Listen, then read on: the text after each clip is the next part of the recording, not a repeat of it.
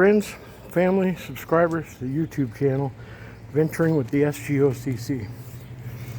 Just brought Marley out for a walk, and saw this. We had a really heavy storm yesterday and last night. Rained hard all night. I mean buckets. And I guess this poor little butterfly got caught in the storm and is laying here in the yard deceased.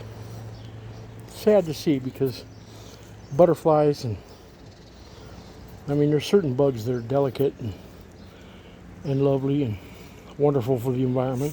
Ladybugs, butterflies, hummingbirds, we have them all down here. And it's just sad to see this little guy. Anyways, this has been a fun brother production.